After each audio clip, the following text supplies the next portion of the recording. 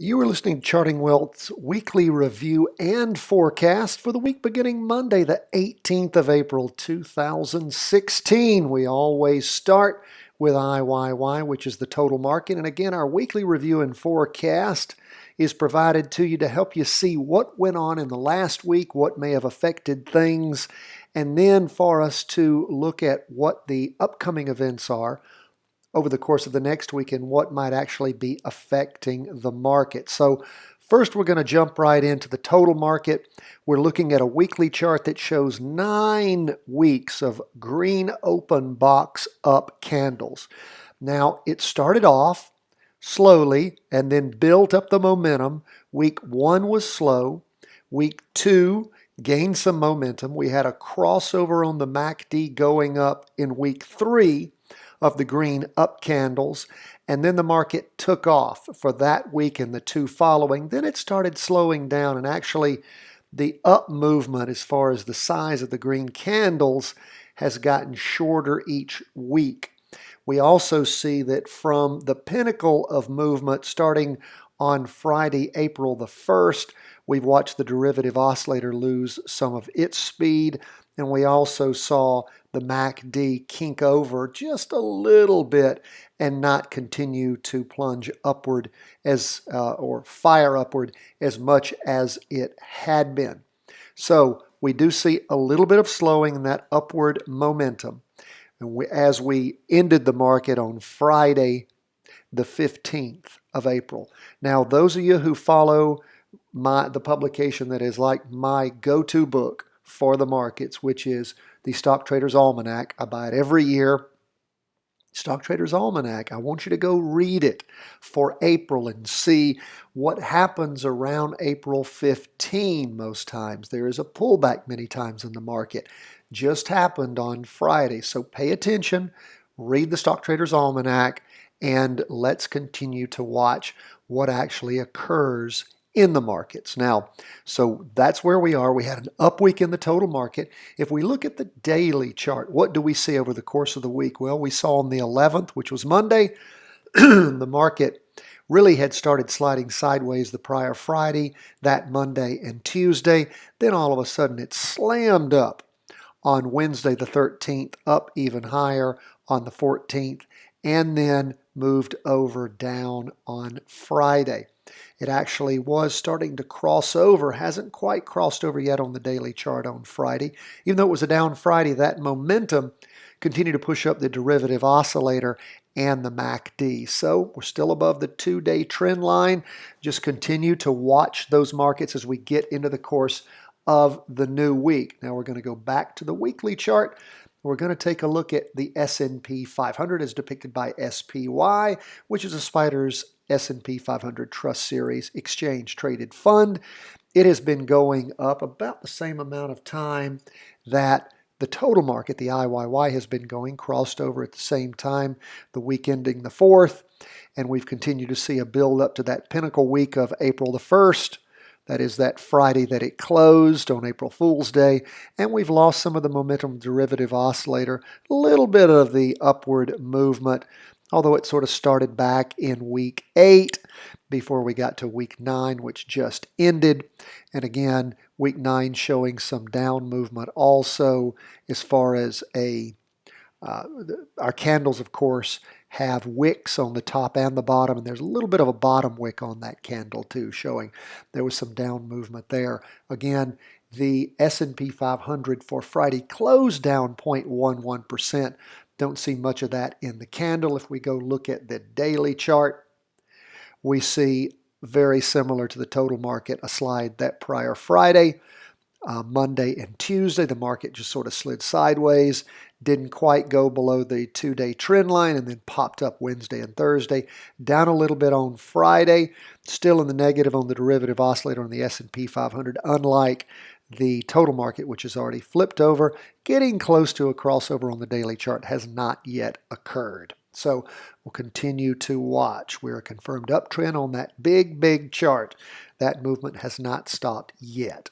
Okay, now we're going to go back to our weekly chart. We're going to move on to the Qs. What is the Qs? Well, that is the NASDAQ 100.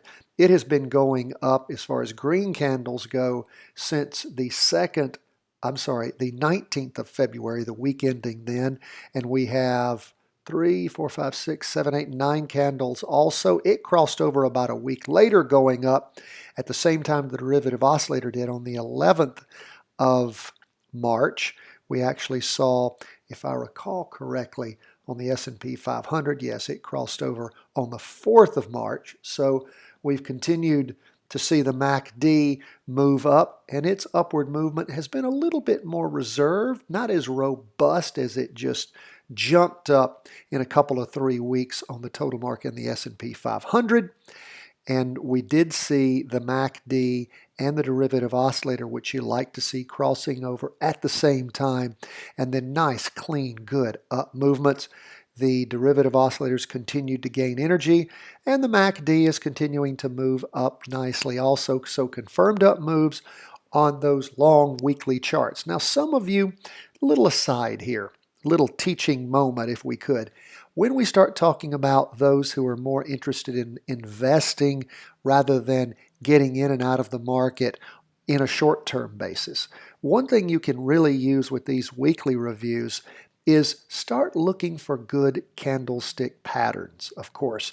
When you start seeing good patterns like we saw on the 11th, what a great time that would have been that week to have jumped into the market at around 102. The high was around 106. It closed at somewhere around 105, and have watched it gone up almost $5 over the course of that 1, 2, 3, 4, 5 week period. Again, we want to try to catch longer and longer term moves when we're simply investing and not so much trading. So again, those of you who are looking to simply watch your money grow over time, over lots of time, you want to use larger and larger charts. And I do encourage you, go to chartingwealth.com, listen to the different trainings that we have on the website. It will help you. Also, I'll let you know, I'm into maybe chapter 3 of the latest book that we are putting together on our entire method of both investing and trading and really reading the charts, being able to make use of both shorter term and longer term, whether it's, and I really look at investing as long term, trading, making money in the shorter term, of course, we'll refer to as trading. So what we see happening is a nice, clean, upward move from about the 19th, the week ending the 19th of February up to the present date. So confirmed up move on the long chart, the real long chart, the longest chart we typically look at, which is the weekly chart. What do we see going on daily? Well, we saw the week open on the 11th.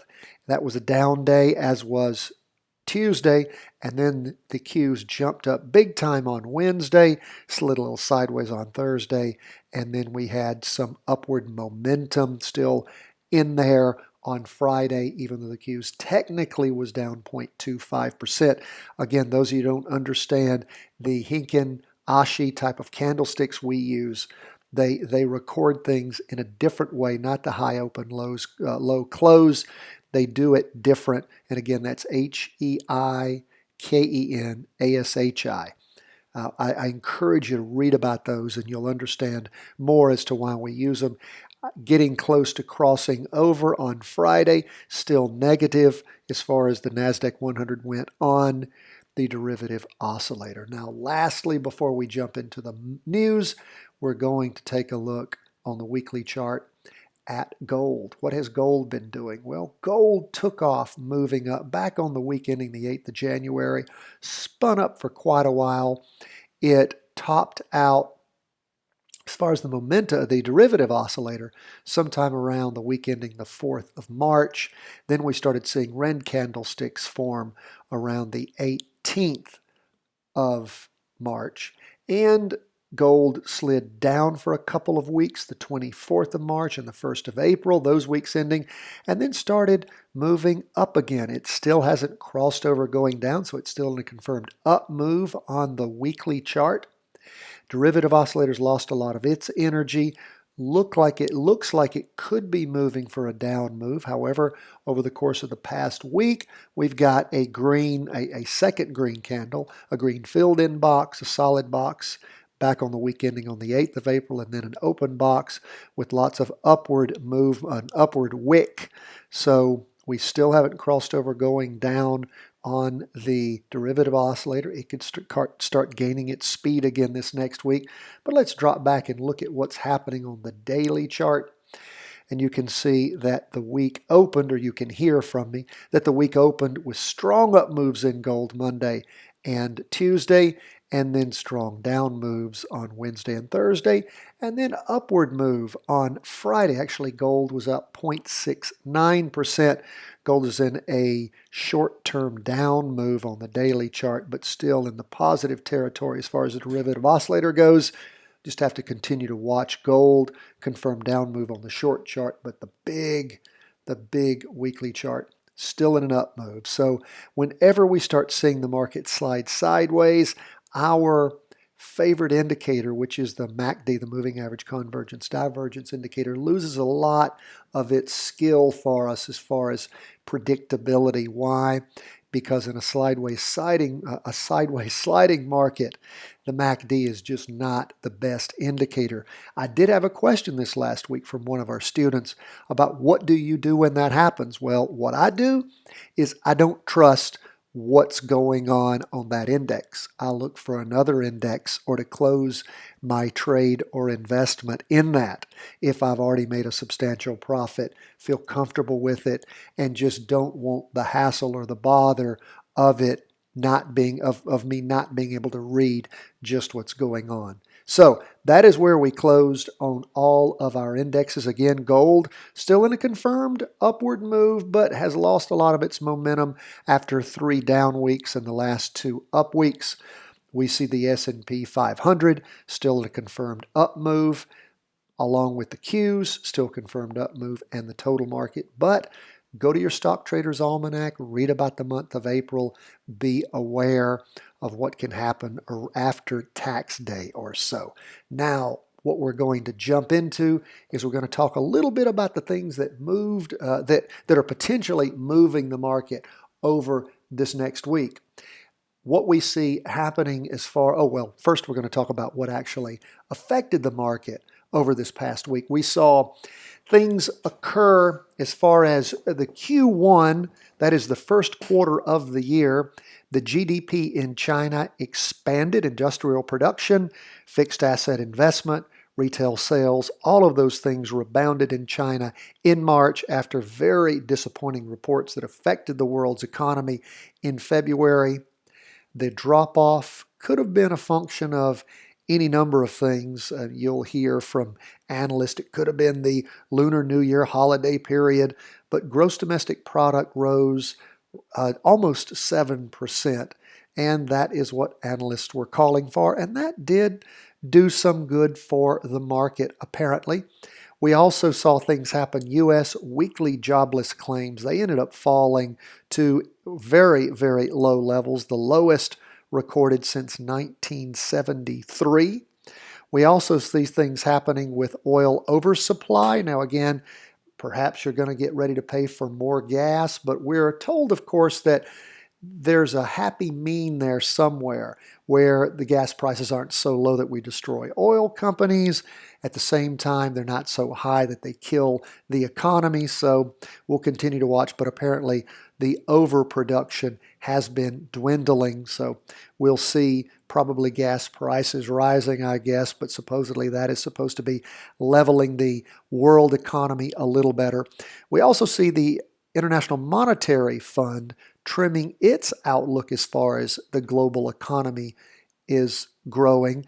They are saying that it's expected to grow 3.2% in 2016 and a little more than that, 3.5% in 2017. Their prior forecasts were for a 3.4% growth this year, 3.6% over the next. Again, no dire warning, anything like that.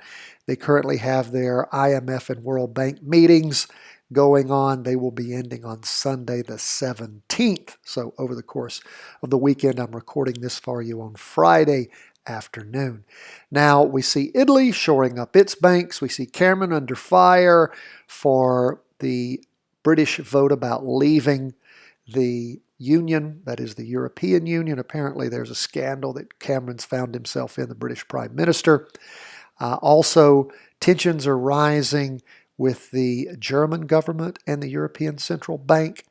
And we see the oil service firms seeking to preserve, tie up some other things going on. But it looks like what you're going to be seeing with oil is potentially, as all of that glut peters out of the market, maybe that price will stabilize for them and they can once again become cash rich. Now let's talk about what actually is going to be going on and potentially affecting things over the course of this next week. Talking about oil, OPEC and non-OPEC oil producing countries are meeting in Doha. That meeting is on Sunday. They're going to be discussing what? Of course, a production cap. See how that turns out. I don't know how much that would affect the market at this point. It might have a positive impact, probably. I'm not guessing much of a negative impact as we see oil reserves, basically leveling out. Just don't think that's going to be affecting too much for us. But if we then look at what happens as the week begins, there's going to be a spring meeting, as I spoke of earlier, of the International Monetary Fund and the World Bank. That's actually going to be concluding on Sunday, so they'll be releasing their reports, might have some impact on the market as it opens. Additionally, the Federal Reserve Bank president, you're going to see William Dudley speak on Monday the 18th, so just pay attention to see what he has to say. He could roil things, probably won't be trying to do that, be trying to say things that won't impact the markets greatly, but you never know. Sometimes people slip, or sometimes they want to say things that are shocking and controversial, but doubt that's going to be going on. But pay attention, that is on Monday. And then really the only other thing we're going to see happening is toward the end of the week on Thursday the 21st, the ECB, the European Central Bank, is going to hold its rate-setting meeting. So not a lot of market-moving things in the news, but we'll continue to watch those. Again, do pay attention to what may happen with the OPEC and non-OPEC meeting that's going to end on Sunday, what they release. Same with what's going to happen with the International Monetary Fund and the World Bank. They may be giving just some overviews of the economy. That's going to be concluding, of course, and they'll be putting their reports out on Sunday. Those two things might affect some stuff on Monday, along with William Dudley, the New York Federal Reserve Bank president, who's going to be speaking on Monday. So that might be the one day where you see some things affecting the market as far as news goes. Now remember, when we talk about news, that's about it. Rest of the time, what are we doing? We're paying attention to what the charts tell us, because my friends, it's all about the charts. Pay attention to the charts, not the media noise. Don't get yourself confused. You will be surprised again and again about things you hear that you think ought to roil the markets that have no impact. Things that you hear that don't seem to be of any consequence at all, and you're told, look at what happened. The market shot up. Well, hopefully you saw that coming because you could read a stock chart. Now, sometimes things will hit that you don't see in the charts, but as you learn to use these charts wisely, you can get a feel for how long a term hit that will actually take on the market, good or bad. And you can figure out if where you are is still a good point, or if it's just a short-term pop-up, and what you're into as far as your trade or investment will keep going in the right direction after the correction. So that's what we're trying to learn. That's why you need to practice this stuff every day. Tune in to us every day. Follow our weekly review and forecast once a week. We love to hear from you. Go to chartingwealth.com, sign up for our newsletter. You will receive the daily review along with the weekly review and forecast, plus 2 nice little bonus items. You'll get our How to Read a Stock Chart video, the link to that. It's 15 minutes long, invaluable information. And you'll get our layout that we use at freestockcharts.com. That's how this comes to you every day. The operative word there is freestockcharts.com. We'll give you our layout. First thing to do is go there, sign up for your free account, and then download our layout. It'll open up right in your free stock charts. Save that and you'll have it. God bless. Hope that you have a great week as the market opens. Pay attention. Join us every day. From Charting Wealth.